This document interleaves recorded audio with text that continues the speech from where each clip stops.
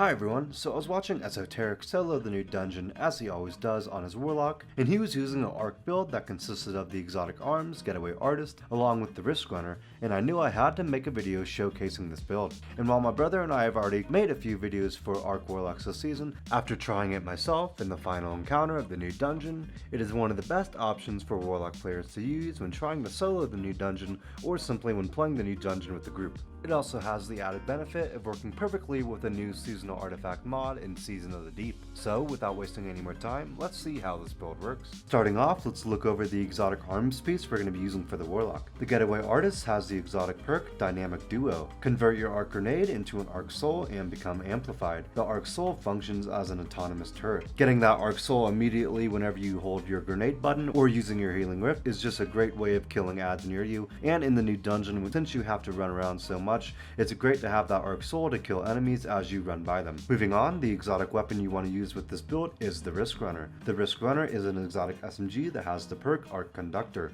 When taking arc damage, the weapon becomes more powerful and resists incoming arc damage. Kills extend the time in this overcharged state. It also comes with the exotic perk Superconductor. When Arc Conductor is active, shots fired have the chance to become chain lightning and return ammo, essentially allowing you to fire it infinitely until you run out of that perk, and the amount of ad clear potential it has is great for endgame activities. Now, the artifact mod you want to try to have for this build is the Shock and Awe artifact perk. Arc Final Blows while you are amplified summon a burst of lightning that damages and jolts targets. Now keep in mind, whenever you hold grenade down, you're instantly becoming amplified, allowing you to make use of this artifact perk as much as possible. For your Arc subclass, you want to make sure you're using the Chaos Reach super ability. For my abilities, I'm using the Healing Rift, along with Ball Lightning and Pulse Grenade. For my aspects, I'm using Arc Soul. Cast your Rift to create an Arc Soul that fires at targets in front of you. Allies can pass through your Rift and gain an Arc Soul.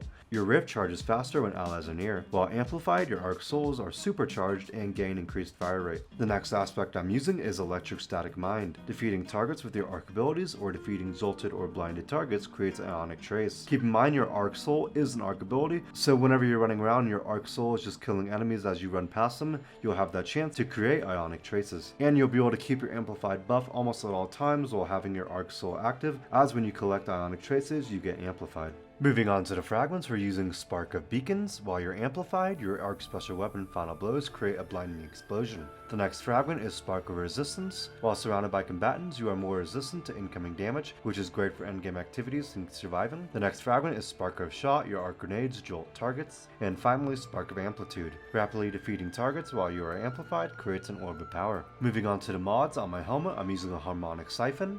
Rapid Arc Weapon Final Blows create an orb of power. I'm also using Kinetic Targeting for my Risk Runner and a Heavy Ammo Finder mod. On my arms, I'm running a Bolstering Detonation mod. Grants class ability energy when you cause damage with a grenade. Keep in mind you'll be using a class ability whenever you don't have your grenade up, just to give you that extra Arc Soul that will become even better when you get amplified. I'm also using the Firepower mod. Your grenade final blows create orbs of power. And finally, Arc Loader once again for my Risk Runner. On my chest piece, I'm using Harmonic Resistance, reduces incoming arc damage from all combatants. This is perfect against the final boss in a new Ghost of the Deep dungeon, as she does arc damage, which can absolutely shred you if you're not ready for it. I'm also using Concussive Dampener for the same reasons, and a Solar Reserve mod of my choice for my heavy weapon. On my legs, I'm using an Arc Scavenger mod, along with a Solar Scavenger mod, and a Weapon Surge mod of my choice. And finally, on my bond, I'm using two Bomber mods. Reduces grenade cooldown when using your class ability.